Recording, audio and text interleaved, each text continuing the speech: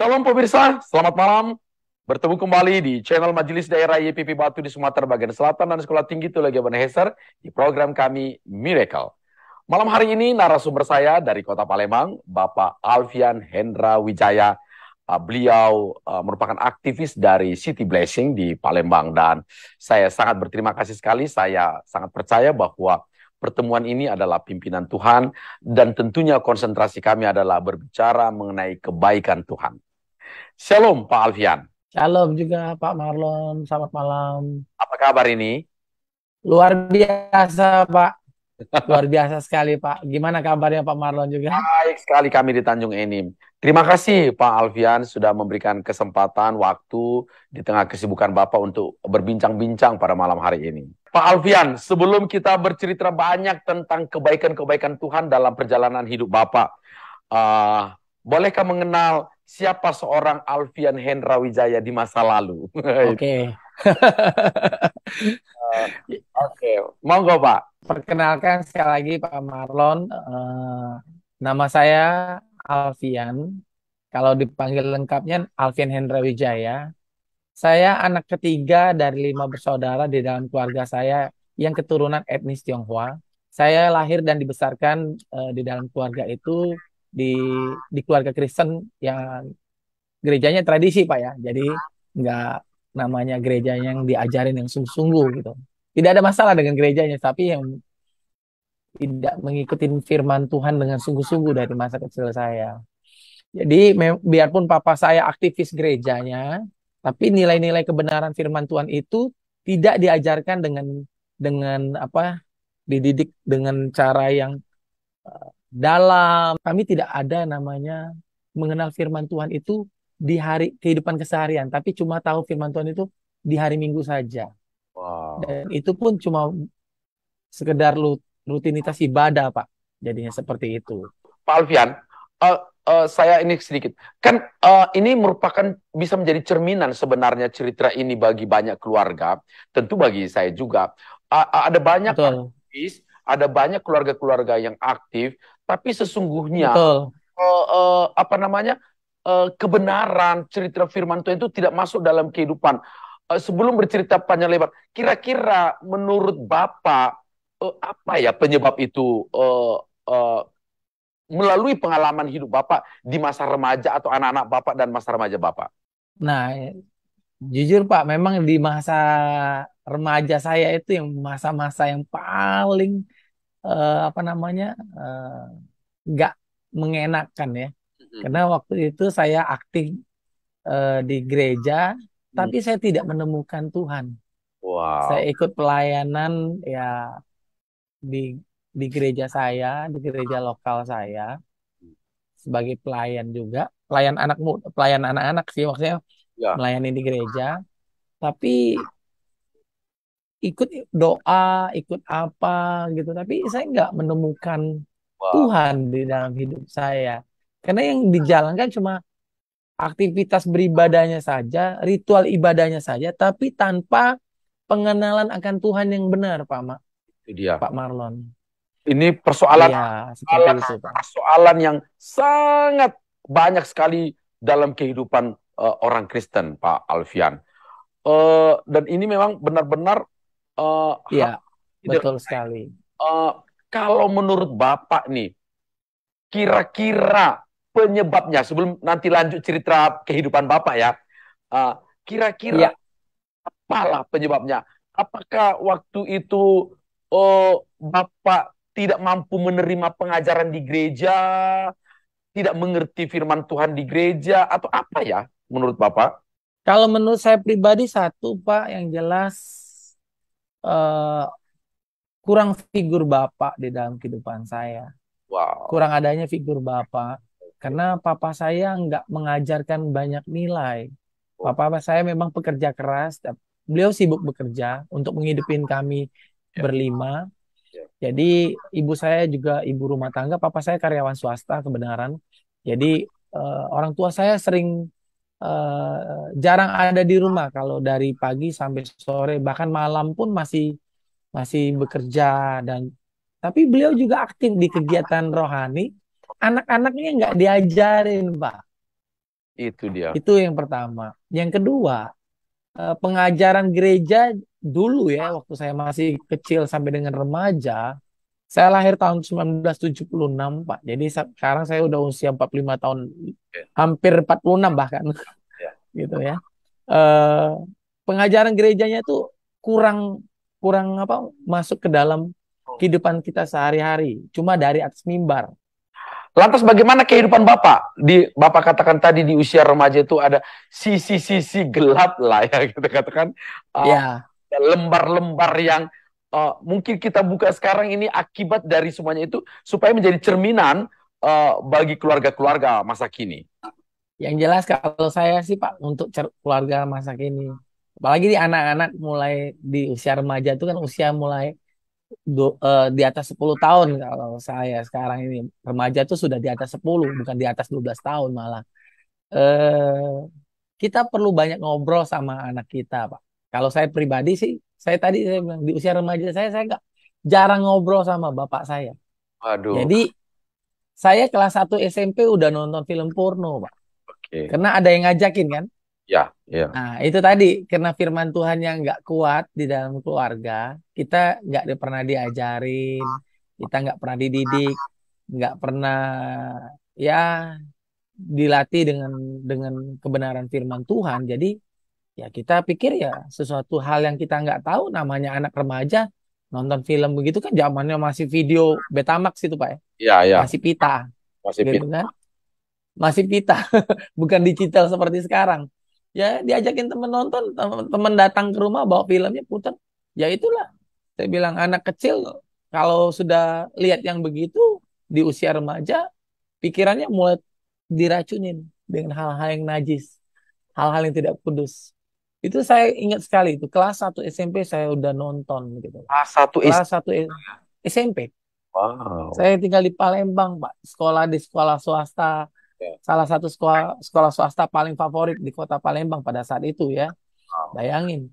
Dan saya juga kaget ternyata teman-teman sekolah saya itu kelas SMP itu udah banyak yang namanya nonton film porno, baca buku atau majalah porno.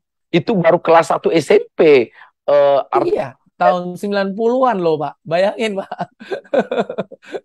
Kelas 1 SMP, kelas 2 SMP, kita makin naik kelas ya makin nakal gitu, seperti itu. Lantas dalam perjalanan hidup Pak Alfian, lembar-lembar yang Pak Alfian rasa perlu sedikit dibukakan untuk menjadi pelajaran penting bagi kita, bagi keluarga-keluarga kini itu apa ya kira-kira? Oke. Saya kelas 2 SMP saya udah ninggalin gereja, Pak. Waduh. Saya istilahnya saya murtad istilah. Saya kelas 2 SMP, saya ninggalin gereja karena saya waktu itu saya sempat ngalamin bullying ya di sekolah, dibully di sekolah. Saya datang kepada eh, pastor daripada gereja tersebut. Saya nanya, kan waktu itu ada kayak semacam pengakuan dosa lah, Ya, ya. gitu kan, secara pribadi. Saya nanya, pastor gimana? Saya di sekolah ini saya dibully. Ya, eh, beliau tidak bisa ngasih saran apapun, Hmm, cuma bisa mendoakan saja. ya, Saya sebagai anak yang masih remaja, saya kan butuh jawaban. betul. Cuma bilang ngomong sama orang tua, ya namanya kita anak remaja butuh jawaban yang lebih Ya, apa ya namanya, yang kita bisa lakukan realistis. Jadi akhirnya saya belajar bela diri kelas 2 SMP. Saya iya. belajar taekwondo waktu itu, Pak. Oke. Sampai dengan SMA. Nah, jadi kenakalan saya itu seiring dengan usia tuh makin nakal. Saya kelas 2 SMP saya udah nggak mau lagi ikut kegiatan ibadah apapun. Bahkan Paskah dan Natal pun saya nggak mau datang. Wow. Sampai saya kuliah, Pak. Sampai saya kuliah. Itu benar-benar zaman kegelapan kehidupan saya sebagai anak remaja. Makin usia makin besar, kenakalannya tadi makin jadi. Ya nonton film pornonya makin banyak, koleksi gambar-gambar porno, Hmm. eh, dengerin lagu-lagu dunia, gitu kan. Terus berantem, Hmm. gitu. Karena kan apa namanya ya kenakalan anak muda lah, anak remaja. Ya. Memang waktu itu belum belum sampai parah. Waktu saya kuliah tuh lebih lebih parah bahkan gitu. Karena di kuliah lah saya lebih mengenal lebih banyak dosa, lebih banyak teman-teman yang maaf ngomong dalam tanda kutip teman-teman kuliah yang kurang baik gitu. Jadi saya kenal namanya judi di situ, minum minuman keras pernah sama mereka. Bahkan nyobain narkoba. Waktu itu saya suka ngisep ganja, Pak, sama teman-teman saya depan rumah. Wow. Orang tua saya di dalam rumah, kami di luar pagar. Saya sama rombongan saya, teman-teman saya, Pak. Itu saya tahu. Saya tuh kesannya tuh baik ya sama teman, kasih uang ke teman. Padahal saya ngorbanin dia, Pak. Kalau ketangkep polisi kan dia, bukan saya. Betul, betul, betul. Itu pikirannya jahat sebenarnya. Tapi buat kesenangan bersama ya saya suruh teman saya yang pergi beli gitu ya. Baik, Pak, Eh bentar. Saya sangat penasaran. Ini kan benar-benar ini menjadi cerminan keluarga Kristen. betul, Bapak dibesarkan dalam keluarga Kristen, betul. tua mengasihi Tuhan, sedapat mungkin sebenarnya sudah tadi Bapak katakan bekerja keras untuk membesarkan anak, sisa waktunya masih datang ke gereja. Bagaimana perasaan Bapak di usia-usia remaja, kuliah, begitu ya? Orang tua masih aktif, Bapak tinggalkan Tuhan. Itu apa yang terjadi dalam pergolakan pikiran Bapak tentang gereja, tentang kekristenan? Apa yang dalam pikiran Bapak? Apakah kekristenan gereja menjadi beban bagi Bapak, momokkah, atau tidak asik begitu? Memuakan, Pak. Memuakan. Kalau bahasanya bukan momok, memuakan. Wah, Karena saya waktu itu di gereja itu saya lihat banyak sekali orang-orang munafik. Ada orang ibadah, orangnya beribadah, orang datang ke gereja. Tapi orang-orangnya nggak bakal berubah, Pak. Nggak dapat apa-apa, dia bilang. Nggak ada sesuatu yang berbeda dari hidup kita di luar sana. Dengan di luar gereja dan di luar sana. Hari Jumat itu ada chapel. hmm. Pulang sekolah, kita kan disuruh pulang lebih cepat untuk hari Jumat. Saya selalu bohongin guru saya dengan isi absensinya. Dan saya titip ke sepupu saya titip ya. Saya bilang, sepupu saya, ayolah ikut. Memang dulu kadang-kadang saya ikut. Tapi karena saya bilang tadi, saya tuh muak dengan gereja, Pak. Jadi selama 3 tahun saya bohongin guru saya. Coba bayangin. Dari kelas 1 SMA sampai kelas 3 SMA. Enggak, sebentar. Kan sesungguhnya kalau mau jujur nih, eh, kan memang Pak Alfian pernah dibully di sekolah. Tapi kan gereja tidak melakukan kesalahan apapun sebenarnya dalam Betul. sehingga Bapak harus kecewa. Tapi why gitu? Kenapa seorang Alfian dan juga mungkin ada Alfian-Alfian lain yang eh, di gereja-gereja yang sama, kenapa gitu? Kok jadi anti, jadi muak pada gereja pada waktu itu, at the time gitu, untuk seorang Alfian. Eh, apa yang Bapak lihat gereja itu sehingga Bapak muak di usia sampai Bapak kuliah? Hmm, oke. Yang saya lihat kan papa saya rajin ke gereja, Pak. Oke. Rajin beribadah, pelayanan di gereja. Bahkan yang mengunci pintu gereja pun papa saya, Pak. Wow. Papa saya tuh aktivis dari masa beliau masih bujangan sampai akhir hayat beliau, Pak. Sampai beliau meninggal dunia. Nanti saya ceritain di belakang deh. Bagaimana kehidupan papa saya juga berubah setelah saya diubahkan Tuhan terlebih dahulu. Tapi yang jelas, Digelar. gereja tidak bisa menjadi jawaban Hmm. pada saat itu karena ya saya lihat papa saya rajin pelayanan ke gereja, rajin ke gereja, tapi anak-anaknya nggak ada yang hidupnya juga takut sama Tuhan, rajin ke gereja, rajin beribadah sama papa saya. Papa saya cuma pergi ke gereja tuh dia sendiri, Pak. Mama saya pun nggak ikut. Jadi mama saya, kami 5 bersaudara, itu nggak ada yang mau ikut beliau. Justru kami semua tuh nakal semua, Pak. Anak-anaknya orang tua saya salah satunya yang paling nakal selain kokor saya.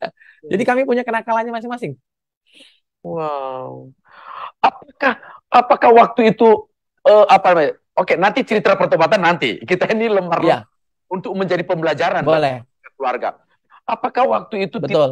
bersit dalam diri Bapak melihat, wah ini papa saya. Kan, papanya Pak Alfian kan bukan orang yang jahat kan? Eh, tentu apa namanya? Katakanlah Betul. tidak seperti yang Bapak Alfian harapkan. Tapi kan kenapa tidak ada berpikir, ini Bapak saya ini ke gereja kasihan gitu. Kok kami enggak gitu? Pernah enggak semacam Hmm. evaluasi dalam perjalanan masa gelapnya Bapak? Yang jelas kalau kami lihat tuh, saya dan saudara-saudara saya semua, termasuk mama saya, kita cuma melihat papi saya tuh cuma aktifnya ke gerejanya di hari Minggu saja, ya kan?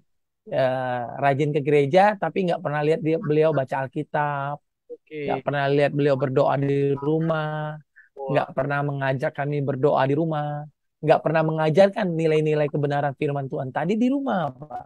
Oke. Kenapa? Cuma firmannya pada saat hari Minggu saja. Dan itu pun menggunakan satu buku kan, bukannya bukannya Alkitab. Tapi ya kitab gereja tersebut gitu loh, untuk ibadah, bukannya Alkitab. Ya, ya, ya. I see, I see. Ya, Lantas, oke. Kalau bisa dibukakan, eh sehitam apa akhirnya seorang sebelum sebelum memasuki masa-masa indah bersama Tuhan? Sehitam apa oke. seorang Sehitam apa Pak ya? ya? Oke. Saya tadi Pak nakalnya kan di waktu SMA sudah mulai nakal, makin nakal, tapi masih sembunyi-sembunyi. Jadi waktu saya masih SMA, kenakalan saya tuh makin meningkat tadi saya bilang. Tadi yang awal mulai cuma nonton film porno, koleksi gambar-gambar porno sama beberapa teman saya Pak gitu. Kan ceritanya biasanya kita kalau anak remaja tuh gini, cuma berani cerita sama teman terdekatnya yang nakalnya sama, Tuh. yang dosanya sama. Yang sefrekuensi lah. Ya, satu frekuensi ya bahasanya. Jadinya gitu ya Pak ya. Jadi akhirnya ya saya kan terjumus lebih banyak dalam banyak hal Pak, ngerokok gitu biasa. Cuma puncaknya pada saat saya kuliah, saya seperti sapi lepas kandang. Jadi saya mau melakukan apa saja karena saya menganggap diri saya sudah dewasa, karena sudah di atas 17 tahun. Jadi pada saat itu eh, awal kuliah aja, dari semester 1 aja, saya sudah mulai bikin gara-gara di kampus. Oh. Baru masuk kuliah, baru penataran P4 aja udah berantem sama anak teknik. Ya, ya, ya. Itu masih kuliah, Pak. Ya. Baru kuliah maksudnya. Eh, Berantem, terus ngerokok, terus kayak jadi apa namanya, semacam kayak preman kecil di kampus. Wow. Jadi premannya bukan berantem, Pak, lebih ke arah kayak ngomporin teman-teman. Ya. Suruh minggat kuliah. Nah, itu. Dosen nggak datang, suruh minggat. Ya. Dosen datang terlambat, kelas saya matiin gitu loh, Pak. Tapi saya tuh orangnya sama teman-teman baik gitu, Pak. Ramah, segala macam gitu kan. Cuma memang tingkah lakunya itu bukan nyakitin orang, tapi lebih ngajak orang tuh melakukan hal yang sama dengan yang saya mau gitu loh. Ya, ya, ya. Seperti itu. Nah, seiring dengan waktu saya juga makin nakalnya itu saya jadi bandar judi Itu dia. di kampus saya. Iya, bandar judi bola, Pak. Aduh. Dulu tuh saya masih ingat tuh, bikin pasaran lah. Kalau mulai Liga Inggris, Liga Italia gitu ya, Sabtu Minggu bikin pasaran, terus dia Senin udah diedarin ke kampus. Yuk bikin arisan bola ya, alasannya arisan, padahal judi bola itu Pak. Wow. Dan yang saya bilang tadi, waktu kuliah tuh saya sering sekali ngisep ganjal tanpa pengetahuan banyak orang. Karena kan papa saya kan aktivis di gereja, saya juga kuliahnya di salah satu universitas Katolik di Palembang gitu. Jadi waktu itu belum universitas sebenarnya, Mbak. Masih sekolah tinggi. Ya, sekolah Gitu. Gitu. Jadi saya di belakang orang tua itu kenakalannya luar biasa. Wow. Narkoba kan tadi kan, Ya. bayarin teman suruh beli tiap malam minggu, Pak. Tiap malam minggu merokok seperti itu. Orang tua saya cuma curiganya taunya saya ngerokok karena bau rokok kan di badan. Kamu ngerokok ya? Enggak. Tapi Mami cium bau rokok nih katanya. Oh, teman saya, padahal saya juga ikutan ngerokok gitu. Bohong terus gitu loh, Pak. Ya. Ya, gitu. Sampai saya tuh apa namanya, biarpun rajin kuliah tapi ngelakuin dosanya juga rajin gitu, Pak. Aktif di kampus sebagai ya mahasiswa aktif. Saya aktivis juga Pak di kampus. Wow. Itu mungkin karena saya ngeliat contoh orang tua saya gitu, aktif kan gitu. Jadi aktif ikut kegiatan mahasiswa ikut UKM. Saya salah satu pendiri UKM di kampus saya, Pak. Wah, Waktu itu eh, berprestasi juga di bidang olahraga gitu. Di olahraga bola basket dan bela diri Kempo waktu itu. Saya pendirinya di kampus saya, Pak. wow. Nilai saya cukup baik loh, Pak Marlon. Itu dia. Kuliahnya. Iya, Lan- tapi nakal. Oke, lantas akhirnya seorang Alfian, katakanlah istilah yang kita pakai, ditangkap Tuhan. Ditangkap Tuhan. Nah, ini titik pertobatan saya, Pak ya. Di Jadi, poin lah kalau tahu, oh, di mana itu? nah ceritanya itu di tahun 2000, Pak. Hmm. Sebenarnya tahun 96, saya tadi agak lupa cerita sih. Tahun 96 saya pernah hampir mau bunuh diri sebenarnya. Sampai Karena kekosongan. Tahun 1996. Saya masih ingat sampai sekarang. karena Eh Kekosongan hidup sebenarnya. Banyak hal, banyak masalah dalam hidup. Jadi ya namanya orang muda juga ya punya stresnya sendiri ya.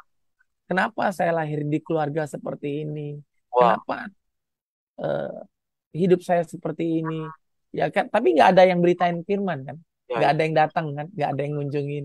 Ke gereja udah nggak mau, oke. tapi kan nggak ada orang yang memberitakan Injil kepada kita segala macam gitu loh Pak. Ini Saya pernah, ini unik Pak Alfian. Boleh sebelum tadi turning point karena Pak Alfian ingat mencoba bunuh diri ini eh, apa yang paling besar problemnya waktu itu? Kekosongan itu, eh, kehampaan itu, eh, eh, tidak mencapai cita-cita, kecewa, atau putus cinta atau apa? Apa? ya ya ya. Salah satunya mungkin Pak kecewanya dan putus cinta Pak. Kecewanya karena gini, suka sama seorang perempuan, Ya, tapi ya kata orang tuh cinta bertepuk sebelah tangan. itu dia. Iya, Ya, itu satu. ya, Tambah lagi memang kekosongan hidup sih. Kita tuh kan sebenarnya kita butuh kasih sayang. ya. Kita mencari kasih di luar sana. Betul. Mungkin lewat seorang perempuan, tapi ternyata ya tadi cinta bertepuk sebelah tangan. Akhirnya kecewa, Ya. sakit hati, marah, terus tambah lagi kan saya bilang tadi kan banyak hal yang mengganggu juga sampai saya sempat kurus sekali lah waktu itu, stres, marah, ada menyimpan amarah gitu kan. Iya, iya. Saya juga orangnya sebenarnya eh, banyak terluka dengan banyak hal kan di masa lalu dari masa kecil tadi saya bilang saya ngalamin bullying di sekolah, Iya, iya. saya ngalamin yang nggak enak di rumah sendiri. Jadi saya dulu nggak nyaman Pak. Saya suka keluar rumah dulu. Saya nggak suka di rumah. Saya cuma pulang ke rumah itu pada saat malam untuk supaya menghindari bertemu dengan orang tua Oke. gitu. Jadi saya dulu pernah mau coba lompat dari kampus saya, cuma saya bilang kok kayaknya kurang tinggi ya. Kalau tinggi, kampusnya mungkin kalau 10 lantai beneran saya lompat kali Pak.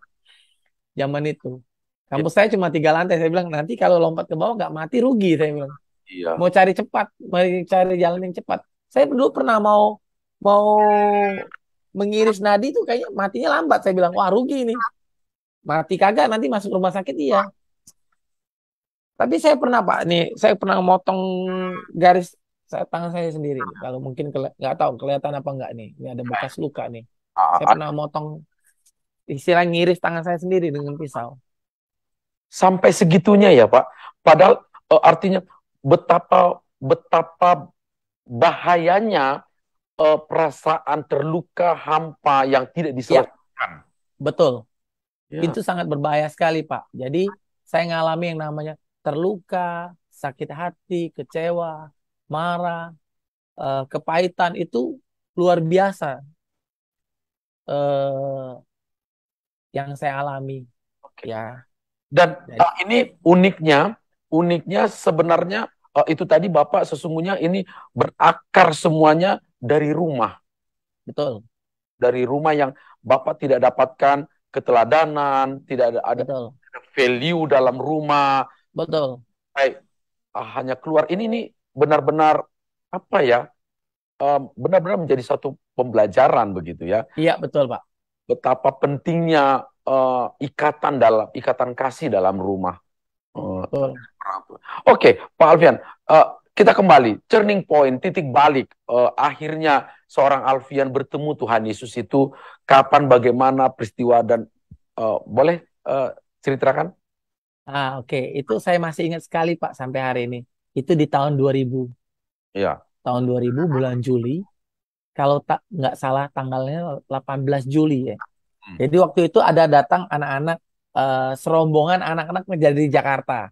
Hmm. Saya kebenaran ini kan, saya kan aktivis kampus. Saya Oke. sudah, waktu itu tahun 2000 tuh saya sudah skripsi Pak. Oke. Lagi main di kampus aja, padahal nggak ada kuliah. Tapi saya ini tiap hari datang ke kampus. Ya. Saking hobinya main ke kampus tuh, tiap hari datang ke kampus biarpun nggak ngapa-ngapain, cuma duduk di kantin, makan, minum, ngobrol, ngerokok sama teman-teman gitu. Ngalor ngidul Pak. Gitu. Hmm.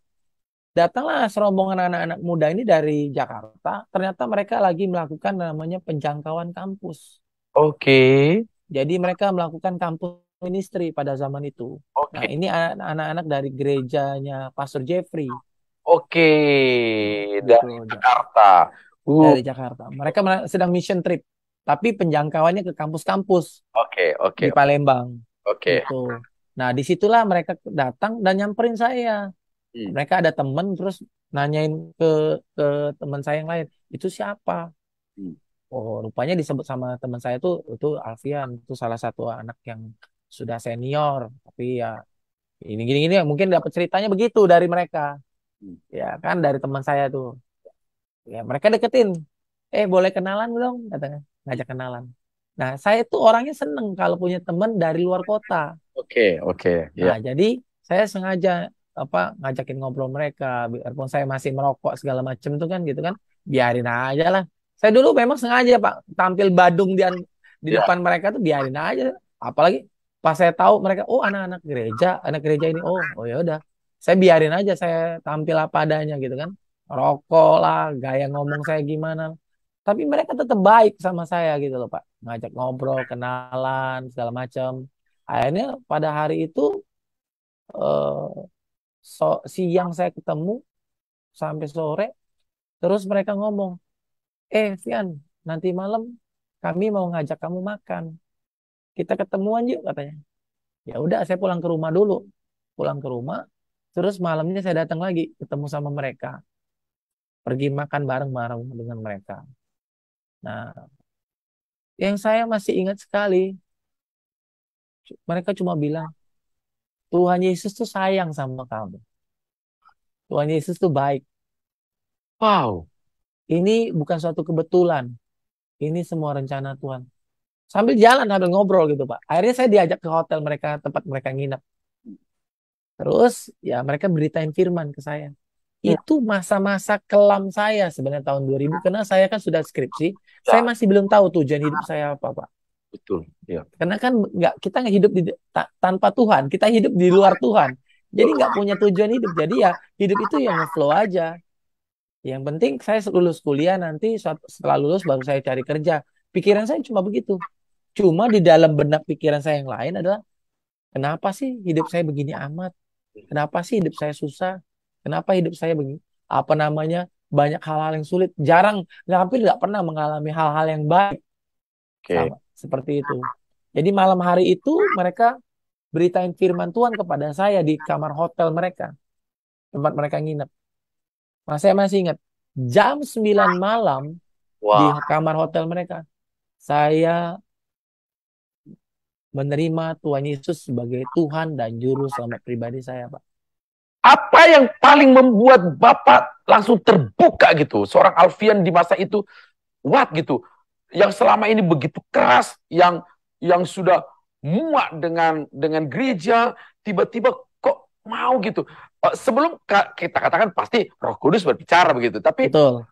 dia kan punya channel pemahaman Bapak melalui paradigma Bapak gitu. Apa kalimat seperti tadi hanya dikatakan Tuhan Yesus sayang, itu sudah menjadi jembatan. Next, kemudian dalam perbincangan itu apa yang menarik hati Bapak? Waktu itu ada salah satu anak muda yang ngomong sama saya, itu kan memang mungkin figurnya figur kebapaan juga orangnya ya. Itu dia. eh Dia bilang gini, kamu tahu Tuhan Yesus kan? Tahu, saya bilang. Saya udah Kristen kok dari usia 2 bulan, saya bilang. Saya udah dibaptis air di gereja tradisi saya dari usia 2 bulan. Saya bilang, oh oke. Dia bilang, pertanyaan saya balik. Dia bilang, kamu tahu Tuhan Yesus? Ya, ya kan? Tapi Tuhan Yesus tahu kamu nggak, Fian? Wow. Saya bingung jawabnya apa. Iya ya, Tuhan Yesus tahu saya nggak ya? Saya tahu Tuhan Yesus, lihat gambarnya, fotonya, salibnya. Saya tahu. Sama seperti gini. Kamu tahu presiden kita kan? Ya. Tahu. Saya bilang gitu kan. Pertanyaan saya balik katanya. Presiden kita tahu kamu nggak, Fian? Saya Wow. nggak bisa jawab tuh. Ya. Makanya dia bilang, sebenarnya Fian, Tuhan Yesus tuh sayang sama kamu. Oh. Ya kan? Dia bilang. Nah, pertanyaan saya bilang, dia bilang gini, kalau kamu hari hari ini adalah hari terakhir kamu di muka bumi dan besok kamu dipanggil Tuhan, kamu tahu kamu kemana? Oh, Wah. saya langsung takut, Pak. Karena saya tahu, kan saya kan orang berdosa. Ya. Semua dosa saya jabanin, Pak. Ya. Pornografi, percabulan, judi, minum-minuman keras, narkoba, apa yang jahat itu saya lakuin semua, Pak. Jadi nggak ada dosa yang saya nggak lakuin. Jadi itu yang membuat saya apa namanya takut waktu ditanya, kamu yakin nggak kalau kamu hari ini mati kamu masuk surga atau neraka? Saya bilang saya pasti masuk neraka. Wow. Dan sebagai orang yang sadar bahwa keberadaan kita sebagai orang berdosa, Pak, Ya. bukan menyangkal keberadaan kita sebagai orang berdosa. Saya bilang, saya tahu saya pasti akan masuk neraka. Kamu tahu nggak kamu butuh Tuhan? Kata teman saya yang dari Jakarta itu. Saya tahu saya butuh Tuhan. Mau nggak kamu terima Tuhan Yesus sebagai Tuhan dan Juru Selamat? Saya cuma bisa terdiam sebentar, Pak. Saya tahu saya orang berdosa. Saya tahu saya butuh Tuhan. Cuma pada saat itu saya takutnya cuma satu. Jangan sampai saya masuk aliran sesat waktu itu. Ya, ya, ya, ya. Masih ada berkecamuk di dalam pikiran saya, Pak, pada saat itu. Karena saya pikir, wah ini jangan-jangan aliran sesat mana, ini gereja mana ini nanti. Ya kan? Karena saya sangat benci kepada orang-orang dari gereja yang karismatik pada saat itu. Ya. Kenapa mereka bernyanyi, mereka bertepuk tangan. Saya dulu Ya. menghujat teman saya yang sudah percaya sama Tuhan duluan, Pak. Mereka nyanyi, ngangkat tangan, tepuk tangan. Saya dari luar pintu gereja, Pak. Saya nggak, waktu saya tadi masih kuliah ya, saya di luar pintu gereja beginiin juga ya. Bukannya ikut ibadah, Pak. Nah. Saya cuma teriakin. Dulu teman saya tuh ada satu orang Chinese, saya bilang, panggilannya Chen Chen gitu ya, Pak ya. Chen, pulang Chen, ayo Chen, ayo kita jalan ya Chen. Saya bilang. Dari luar pintu gereja, Pak. Dia ibadah di salah satu gereja di Palembang. Di luar pintu gerejanya, Oh, saya Pak. lakukan seperti ini. Ayo Chen, pulang yuk. Saya bilang, dia aktivis gereja di Ejek bener gitu ya. ejek, Pak. Wow. Orang nyanyi persekutuan doa di kampus saya, nyanyi nyembah Tuhan, nyanyi doa. Apa sih rombongan anak-anak persekutuan doa ini orang gila semua, saya bilang, nyanyi-nyanyi sok-sokan rohani di kampus. Ada yang berbahasa roh aja saya ajak-ajak. Apaan tuh ngomong kayak gitu? Nyanyi-nyanyi berbahasa lidah aja saya hujat, Pak. Serius, Pak. Saya dulu brengsek sekali. Saya nggak bilang bukan orang baik lagi. Saya bilang saya ini orangnya brengsek Ya. pada saat itu. Tapi akhirnya ditangkap Tuhan. Bingung. Malam malam itu benar-benar memorable bagi Benar-benar memorable. apa yang dirasa yang masuk sampai ke hati seorang Alfian. Nah, inilah saya bilang, Pak, luar biasanya Tuhan dan luar biasanya Roh Kudus ya. Saya sekali seumur hidup, Pak, belum pernah ngerasain yang namanya damai yang sejati, Oh. damai yang hakiki, Pak, di dalam hati saya, di dalam pikiran saya, di dalam roh saya, Pak. Ya. Ya, ketika Tuhan masuk kan roh kita yang diperbarui pertama kali. Ya. Jadi ya saya nangis senang sejadi-jadinya gitu ya. Nangis benar-benar saya sadar saya orang berdosa. Dan pada malam hari itu saya tuh orangnya dulu tuh gengsian Pak, nangis Ya. di hadapan orang ya. Ya. Malam hari itu saya bisa nangis di hadapan beberapa orang, di Wah. hadapan banyak orang gitu. Dan semuanya ya brother-brother semua. Saya sadar betul saya orang berdosa pada saat. Dan itu di sini itu di dalam hati saya ada kasih yang memenuhi kayak saya tuh sedang dipeluk gitu. Uh, Wah, Sedang dipeluk sama Tuhan gitu. Rasanya tuh ya gimana ya namanya seorang anak yang terluka gimana sih Pak? Ini aja saya masih mau nangis sih. Kalau ingat itu, ya, ya, ingat kejadian itu. ya. Masih ingat Pak, 22 tahun lebih. Benar-benar Masih ingat. eh, malam itu seluruh kebutuhan Bapak selama ini yang hampa, Mm-mm. kosong, benar-benar dipenuhi malam itu di dalam keseluruhan, dipenuhi oleh Sang Ilahi Iya, itu dalam diri Bapak. Wow. Lantas apa yang kemudian terjadi setelah Bapak damai, kemudian Bapak terima Tuhan Yesus? So, eh, apa yang kemudian terjadi dalam hidup seorang Alfian? yang jelas yang pertama kali orang yang ngeh saya mulai berubah tuh mama saya. Itu dia. Hmm. Mama saya bilang gini, waktu seminggu pertama, Ya. kata mama saya, seminggu 2 minggu awal, waktu awal pertobatan saya tuh, saya tidur tuh nggak pernah ngigau lagi kata mama saya, kata mami saya. Oke. Saya dulu tuh ternyata karena kepahitan Pak ya, jadi kalau tidur tuh suka ngigau, ngigaunya tuh marah-marah terus Pak. Itu dia. Itu pelajaran loh. Oh, Iya, Bapak. saya bermimpi tiap malam itu saya tidur aja tanpa saya sadarin, saya tidurnya ngigau, Heeh. punya kebiasaan tidur mengigau, itu tidurnya tuh marah terus, Pak. Karena kan orang yang kecewa, Ya, sakit hati, kepahitan, kan. kan Jadi iya. saya tuh badan saya tuh nggak bisa gemuk dulu ya. Saya Ya. ini udah berat saya udah cukup gemuk, Pak. Kalau saya bagi saya dibanding saya dulu masih masa muda saya tuh kurus sekali, Pak. Iya, iya, iya, iya, iya. Gitu. Ya, jadi ya eh Lantas apa yang dikatakan maminya pada waktu itu? Lihat, emang apa yang Bapak selain tidur tidak ngigau lagi? Kemudian perubahan-perubahan apa yang terjadi dalam kehidupan di rumah? jadi mami saya lihat saya tuh tidurnya nyenyak sekali gitu kan. Dia bilang, kok mami nggak pernah dengar lagi kamu ngigau. Mami saya tuh orang yang bangun pertama kali di dalam rumah, Pak. Oke. Jam 4 pagi, setengah 5 pagi beliau sudah bangun gitu kan. Nah, itu yang mami saya mulai, loh kok ini anak beda sudah mulai. Tidurnya nggak berisik ya. Yang kedua, saya suka baca Alkitab. Saya dulu bangun, Pak. Sebelum saya bertobat dulu tuh bangun paling pagi itu jam 10, jam 11 siang, Pak. Wow. Paling paling pagi ya, itu jam 10.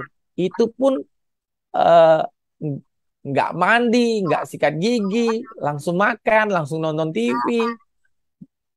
Pemalas sekali, Pak. Betul, betul. Nah, kalau setelah saya bertobat itu jadi saya mulai rajin baca Alkitab. Wow.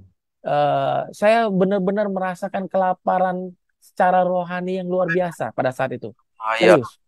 Saya Wah. tuh baca Alkitab tuh dari bangun pagi, Pak ya. Baca kitab Matius saja dari pagi sampai siang tuh selesai. Wow. Serius. Saya bisa 4 jam di kamar tuh baca Alkitab, habis itu berdoa. Juga saya rajin sekali baca Alkitab pada saat itu. Kayak kita gimana sih Pak? Kayak kita udah nggak lama nggak makan, Betul. tiba-tiba kalau kita makan tuh langsung mukbang gitu ya. Wow, langsung makannya. Semua makanan pengen kita lahap semuanya.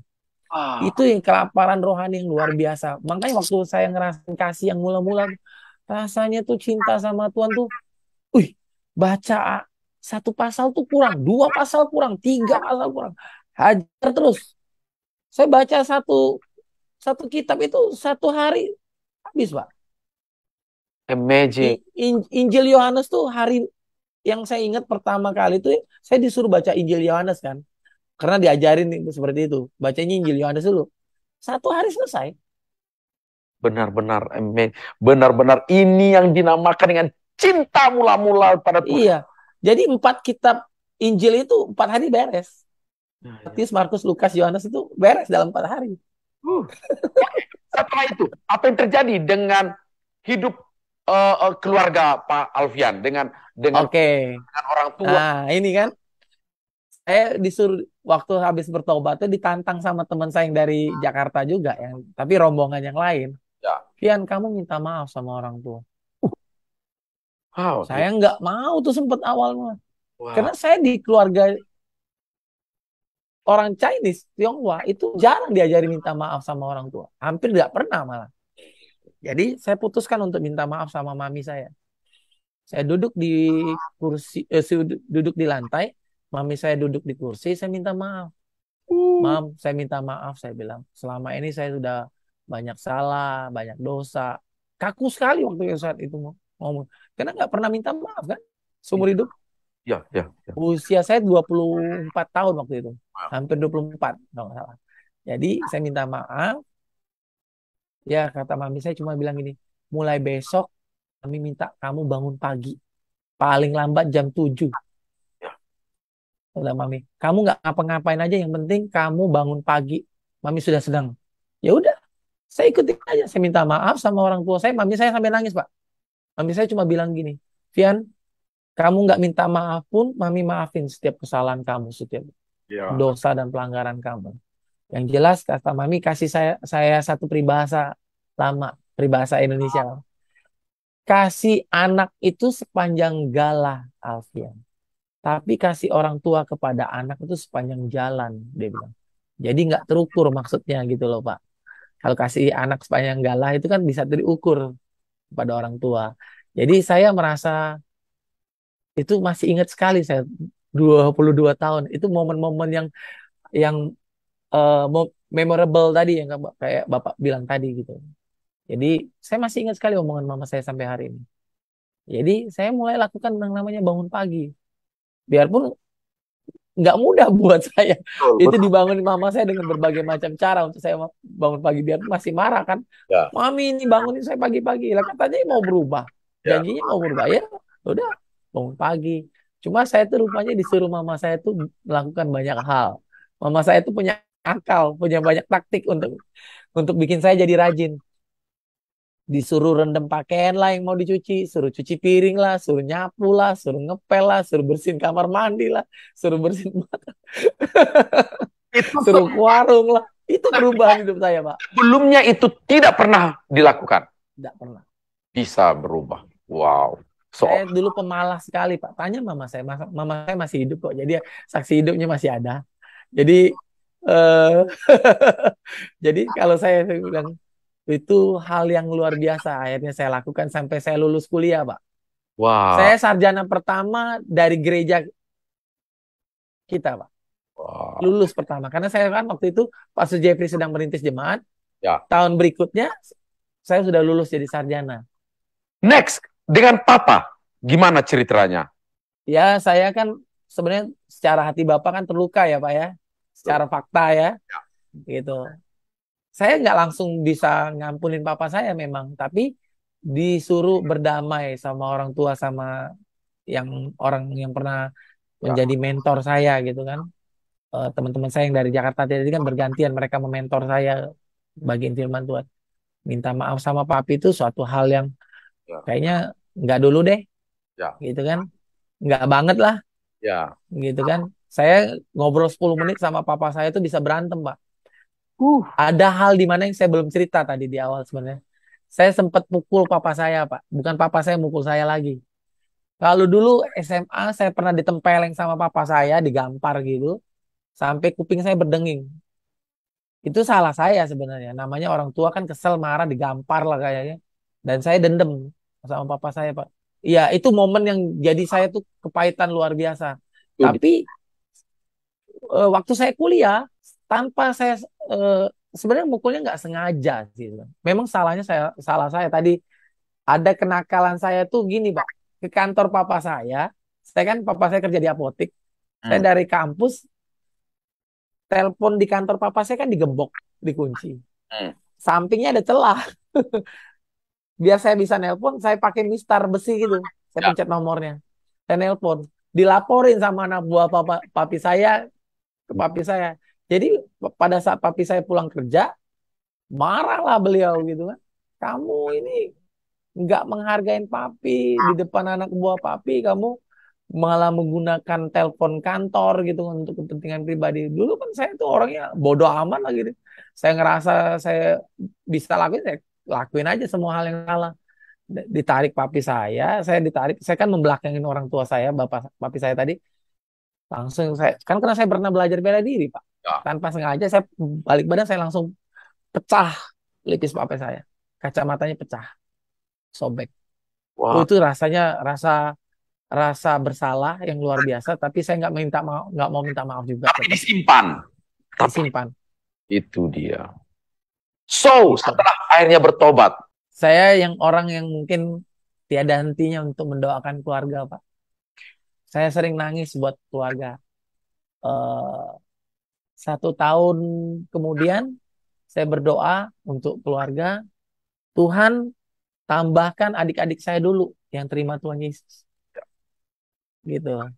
Jadi cuma ada pemimpin Kersel waktu itu, pemimpin Komsel maksudnya, datang ke rumah, beritain firman, adik-adik saya bertobat. Saya juga kaget tuh. Itu momen pertama kali saya ngerasakan Tuhan baik sama saya. wow. Tuhan baik sama saya itu ya, saya lihat, menyaksikan bagaimana adik-adik saya mau terima Tuhan Yesus juga secara pribadi. Menerima Tuhan Yesus sebagai Tuhan dan Juru Selamat mereka. Adik saya yang perempuan yang paling kecil, sama saya kan nomor 3 Pak di dalam keluarga, anak tengah. Adik saya yang paling kecil dengan adik saya yang laki di bawah saya itu juga terima Tuhan Yesus sekaligus. Itu momen yang luar biasa buat saya. Ampun. Sampai saya pikir dulu hanya pendeta yang bisa sampaikan firman ya, terus membuat orang lain bertobat. Ternyata juga hanya seorang pemimpin Komsel, anak muda juga Pak, masih mahasiswa bahkan, Wow. gitu loh, memberitakan Injil dan mereka bertobat. Wow. Yang kebaikan Tuhan yang berikutnya ya saya lulus kuliah, Ya, ya. lulus kuliah. Terus yang amaze-nya itu, yang Tuhan baik itu, saya sempat malu kan, lulus kuliah kok nganggur gitu. Saya Ya. nganggur 3 bulan waktu itu. Hmm. Sampai malu kadang-kadang mau ketemu sama teman-teman yang seangkatan yang sudah kerja duluan. Tapi saya berdoa gini Pak, Hmm. Tuhan saya nggak mau kerja jadi orang yang dapat kerjanya biasa-biasa aja. Saya mau dapat pekerjaan yang baik. Saya mau kerjanya tuh di perusahaan yang besar, biarpun saya nggak punya pengalaman. Hmm. Gitu kan. Tapi saya sarjana. Saya yakin dengan kemampuan saya berorganisasi dulu waktu jadi aktivis di kampus, sebagai seorang mahasiswa, saya aktif di kegiatan-kegiatan kampus, gitu. Dan saya punya prestasi di kampus saya yakin saya bisa dapat pekerjaan baik. Saya bilang, sampai bilang, saya nggak mau jadi sales yang biasa-biasa, Tuhan. Saya nggak mau kerja yang cuma jadi sekedar admin atau apa. Nggak taunya saya diterima di perusahaan Jepang di Palembang. Oke. Itu semua Tuhan baik. Caranya pun luar biasa. Mungkin saya nggak bisa bahas di sini, Pak. Hmm. Cuma bayangin loh, saya kerja itu tanpa bisa diterima kerja, tanpa lamaran kerjanya itu di meja HRD-nya dulu. Saya langsung di interview tuh langsung sama orang nomor 1 di perusahaan Jepang itu. Wow. Saya bingung juga tuh. Waktu ditanya, mana CV kamu? Saya nggak bawa, saya bilang. Hmm. Saya pikir sudah Bapak terima, malah saya bilang. Saya nggak ada katanya. Jadi kamu datang ke sini ngapain? Mau interview kerja, saya bilang. Saya disuruh datang, saya bilang. Beliau juga datangnya bingung, beliau juga. Karena saya tuh datangnya ke sorean, Pak. Serius. Jam kerja kantornya tuh jam 4. Karena tempatnya saya nggak tahu, saya cari-cari sama pemimpin Komsel saya tadi, baru nyampe jam setengah 5 atau jam 5 kurang. Wah. Jadi kebenaran orang nomor 1 di perusahaan itu masih ada. Jadi Wah. big bossnya. Makanya saya bilang, wah ini beneran itu Pak. Rasanya tuh amazed, amazed banget dengan apa yang Tuhan lakukan. Saya di interview bukan dengan HRD. Ingat, Individual hands lah yang bekerja itu. Tangan yang lihat. Wah. saya kerja di perusahaan karet, Pak. Pabrik karet. Pabrik karet perusahaan Jepang yang ada di Palembang. PMA. Ya. Sama big bossnya langsung. Tanpa ada megang CV saya juga bingung. Tes kerjanya, tes perusahaan yang kayak di perusahaan industri, teknik industri. Ini soalnya bukan soal ekonomi nih. Ya. Karena kan saya nggak punya pengalaman kerja di pabrik. Wah itu, dan bisa keterima, Pak. Huh. Saya punya staff 52 orang. Wow. Anak buah saya 52 orang. 2 orang staff, 50-nya itu buruhnya. Kan. Ya, ya, ya. Itu masih muda sekali. Ah, Saya juga kaget, makanya mimpin orang banyak, kan mimpin orang yang jauh lebih tua daripada saya, Pak. benar-benar eh ada satu blessing lah Iya, yang diberikan oleh. Lantas masih penasaran nih, akhirnya relasi dengan papanya dipulihkan itu kapan? oke. Seiring dengan waktu kan, saya masih terus mendoakan keluarga. Tadi 2001 adik-adik saya baru bertobat ya, Pak ya. Saya merantau ke kota Jakarta tahun 2002. Saya memutuskan untuk berhenti dari perusahaan saya yang dulu. Saya merantau ke kota Jakarta, kerja di kota Jakarta mulai dari nol, cuma dengan penghasilan pas-pasan sebagai seorang sarjana, tapi gajinya di bawah standar gitu. Jadi tahun 2002 saya merantau sampai 2015 saya di kota Jakarta, Pak, bekerja. Nah, bagaimana hubungan saya dengan papi saya dipulihkan itu, ya seiring dengan waktulah saya terus mendoakan beliau, Pak. Tuhan tolong kasih kesempatan kepada papi saya untuk bisa bertobat juga di masa tuanya, untuk beliau boleh mengecap kebaikan Tuhan. Terus saya doain satu-satu. Wow, Doain satu-satu kan. Adik-adik saya tadi bertobat duluan di Palembang. Terus mami saya, Pak. wow, Mami saya tuh ibu pertama di dalam jemaat. wow, Waktu saya masih di Palembang, saya sudah ngajak mami saya tadi ke gereja. Di saat kami semua mahasiswa semua. Mami saya sendiri orang tua. ya, ya, ya. Nah, Itu terus isi eh, rintis kan? iya masih perintisan kan? Makanya mami saya tuh salah satu ya orang tua pertama di dalam jemaat Ya. gitu loh. Terus kakak saya yang nomor dua waktu saya di Jakarta. Nah, tahun 2002 apa 2003 saya lupa ya. 2002 saya ingat. Beliau juga menyerahkan hidupnya kepada Tuhan di gereja di Jakarta waktu beribadah bersama-sama dengan saya. Wow. Itu luar biasa kakak saya yang nomor dua juga. Habis kakak saya yang nomor dua, nah kakak saya yang nomor satu juga. Setelah saya merantau ke kota Jakarta, beliau juga bertobat. Tapi Waduh, saya tahun persisnya saya lupa. ya indah Eh, Koko sekali. saya tuh itu musuh besarnya bapak saya. Wow. Jadi eh satu-satu Tuhan tambahkan. Ya, ya, ya. Saya selalu ingat, Pak, Hmm. firman Tuhan yang pernah datang dalam hidup saya tuh gini di tahun 2000 dulu. Satu orang bertobat, seisi rumah diselamatkan. Wow. Itu cuma waktu itu cuma ingat aja, oh ya klaim janji firman Tuhan. Ingat aja pegang janji firman Tuhan. Ya, ya. Satu orang bertobat, mulai Tuhan tambahkan satu adik-adik saya, terus Tuhan tambahkan lagi mami saya, Tuhan tambahkan lagi kakak saya nomor dua, terus berapa tahun kakak saya nomor. Nah, yang terakhir papi saya itu tahun 2009, Pak. Saya masih ingat pertobatan beliau itu tahun 2009 itu 29 Desember 2009. Be- Saya dan kakak saya yang nomor dua sama mami saya yang menyaksikan pertobatan beliau di Wow. Bandung. Wow. Cuma hamba Tuhan biasa, Ya. bukan pendeta besar, bukan pendeta yang punya jemaat ribuan, enggak. Cuma seorang hamba Tuhan yang suka mengajar firman Tuhan aja, memberitakan Injil kepada papa saya. Jadi Wow. di situ saya menyaksikan pertobatan papa saya. Terus eh ya papa saya tuh kami manggilnya papi ya, Pak ya. Jadi kalau saya ngomong papa atau papi itu agak sedikit Ya. kagok aja saya buat saya. Jadi pertobatan papi saya tuh saya saksikan bersama-sama dengan mami saya dan koko saya yang nomor dua. Ya. Dan waktu dia terima Tuhan Yesus dan sebagai Tuhan dan Juru Selamat, beliau juga dilepaskan dari kuasa-kuasa Kegelapan. kegelapan. Saya Oke. menyaksikan sendiri bagaimana luar biasanya Tuhan. 2009 beliau bertobat, terus 2011 beliau minta dibaptis air. Di usia beliau yang ke-70 tahun, Pak. Indahnya apa? Jadi waktu beliau ulang tahun yang ke-70, saya telepon pas hari ulang tahun papi saya masih ingat sekali. Pap, selamat ulang tahun ya, Pap. Hubungan saya kan pelan-pelan, Pak. Nggak langsung tiba-tiba suddenly Ya. baik langsung sama papi saya. Tapi beliau menyaksikan pertobatan anaknya satu-satu. Betul, betul. Gitu. Nah. Akhirnya papi saya juga yang dulunya menolak, Ya. menganggap saya murtad gitu kan. Gitu. Eh, Mau menerima saya sebagai anaknya kembali gitu loh. Apalagi semenjak saya merantau, Kalau pulang ke Palembang atau ketemu papi saya peluk papi saya kan. Saya rangkul dia. Nggak, biarpun dia awal mulanya, "Kok Ya. anak saya berubah gitu ya." Cuma agak akhirnya karena sering didoain terus bertahun-tahun sampai 9 tahun lebih ya. Tadi saya bilang saya menyaksikan pertobatan beliau. Saya bilang selamat ya Pak, so papi udah terima Tuhan Yesus. Terus beliau kan bergumul Pak di gereja tradisinya tadi saya bilang. Di usia yang 70 tadi beliau memutuskan mau dibaptis saya.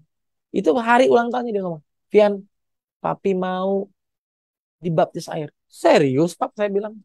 Di saat saya ngucapin selamat ulang tahun. Saya nanya itu cuma, "Papi mau kado apa?" Ya.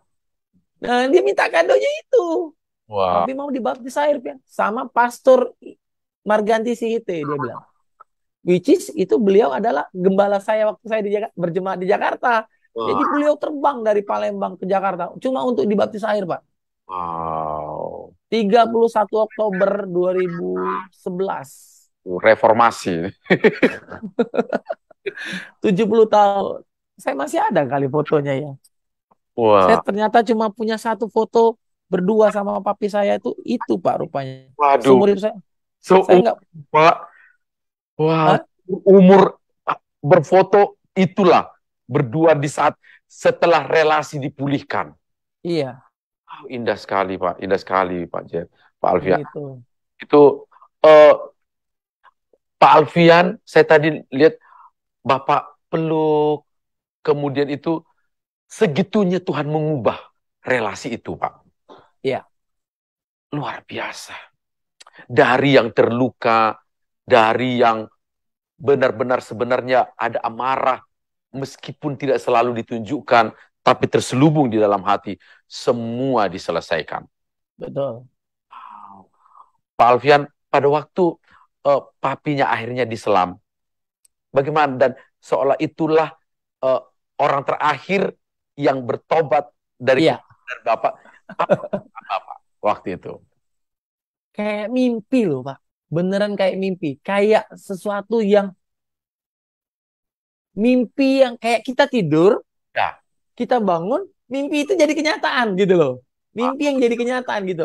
Rasanya tuh saya nangis. Waktu saya sendirian saya nangis. Tapi saya nangisnya bukan nangis sedih kali ini Pak. Nangis bahagia. bahagia.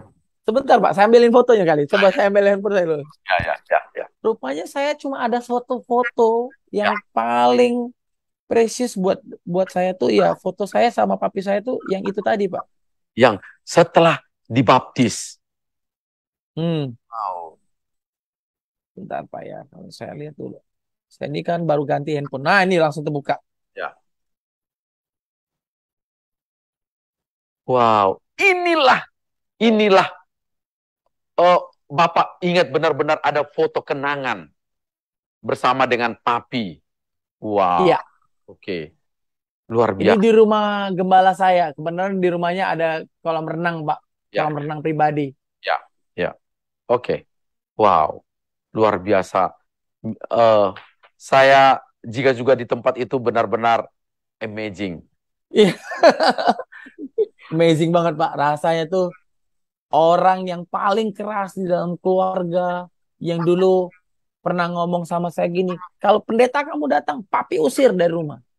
Wow. Ya, ya. Bisa dirubah sama Tuhan Ya, betul. yang dulunya tidak suka sama orang yang dari gereja lain, yang Ya, tidak satu sinode atau yang tidak satu ya, aliran, ya, saya dianggap murtad betul. bahkan oleh papi saya. Ya, Tapi di usia yang ke-70 tahun, ya. dia memutuskan untuk menggenapi apa firman Tuhan katakan. Tapi Pak Alfian tentu juga adalah kuasa yang sama. Seorang Alfian yang muak dengan gereja, yang benci, yang Ya, marah, tiba-tiba dipenuhi dan di, ada damai, dipenuhi. Itu saya pikir benar-benar karya Roh Kudus dalam hidup Bapak. Juga betul. keluarga besar Bapak. Pak Alfian luar biasa sekali cerita kasih Tuhan dalam perjalanan hidup Bapak. Ya, amin Pak. Puji Tuhan. Bagi saya serius sekali. Setiap kali saya mendengar ada orang akhirnya percaya Tuhan Yesus, itu adalah mujizat terbesar, Pak. Amin. Betul sekali, Pak Karena Marlon. tidak mungkin ada seorang yang mampu mengubah seorang Alfian. Betul. Kalau bukan Tuhan. Mana bisa seorang Alfian bisa menangis, bisa terima Tuhan Yesus, bisa akhirnya sekarang, Bapak kayaknya kalau ke gereja juga akhirnya sekarang angkat tangan kan, nyanyi ya. Paling rajin angkat tangan, Pak. Jadi ya saya sekarang seneng kalau nyanyi ya angkat tangan, tepuk tangan. Saya bilang kalau ingat masa lalu kita ngetawain orang dulu ya, gak taunya kita sekarang sebenarnya. Hati menghujat. Itu benar-benar Kristus yang bekerja dalam kehidupan Bapak. Betul, betul. Amin. Nah, saya tuh nggak percaya sekali rasanya bisa bisa berubah Ya, ya. 180 derajat begitu loh, Pak. Luar Jadi biasa. sekarang saya menyaksikan bagaimana keluarga saya diubahkan Tuhan ya Pak ya. Jadi papi saya tuh orang terakhir yang berterima Tuhan Yesus sebagai Tuhan dan Juru Selamat. 2009 bertobat, 2011 dibaptis, 2013 beliau dipanggil Tuhan Pak. Wow, indah sekali. Indah sekali. Jadi beliau menyelesaikan pertandingan imannya dengan baik. Wow, indah sekali, indah sekali. Saya pikir itu adalah kalau banyak orang berkata bahwa manusia sempurna itu apabila ketika memiliki harta dan sebagainya, tapi saya tahu seperti Bapak katakan manusia yang sempurna ketika menyelesaikan pertandingan. Aku telah mengakhiri pertandingan ini dengan benar. Amin. Luar biasa. Oke, thank you Pak Alfian. Terima kasih Sama-sama Pak Marlon. malam hari. Senang bisa kasih kesaksian pada malam hari ini. Nama Tuhan dimuliakan. Amin Pak, nama Tuhan yang dipermuliakan. Sekali lagi, saya juga tidak tahu siapa yang akan menonton acara ini. Iya Pak, semoga banyak yang menonton dan dapatkan berkat Pak dari kesaksian saya Pak. Dan kita tidak tahu, karena ini ada di beberapa platform. Kita tidak tahu bergulir kapan. Mungkin tahun depan, 3 tahun yang akan datang, 10 tahun yang akan datang. Orang melihat, menyaksikan bahwa ada seorang Alfian yang penuh amarah, diubahkan Tuhan, diberikan damai. Betul Pak. Orang itu juga bisa. Orang itu Amin. siapapun bisa diubahkan Tuhan. Siapapun bisa diubahkan. Karena Yesus cinta, mengasihi, menyayangi seperti yang Bapak katakan tadi. Iya, amin. Baiklah pemirsa, dimanapun Anda berada pada malam hari ini, bincang-bincang saya dengan Bapak Alfian Hendra Wijaya. Kalau Tuhan Yesus mengubah dia, Tuhan mengubah keluarganya, Tuhan mengubah papanya, maka Anda juga, keluarga Anda, siapapun, Anda juga adalah orang yang dapat diubah dan bertemu dengan damai itu. Bertemu dengan pelukan Sang Kristus yang memenuhi kita dengan kasih, yang memenuhi kita dengan cinta. Itulah yang sesungguhnya dicari oleh Pak Alfian. Semasih mulai kecil, remaja, tidak ditemukan. Ya. Dan amin. Menemukan itu dalam Kristus Yesus. Sampai di sini pertemuan kita di channel Majelis Daerah YPP Batu di Sumatera Bagian Selatan dan Sekolah Tinggi Teologi Ebenezer. Sampai bertemu di program Miracle minggu depan. Shalom.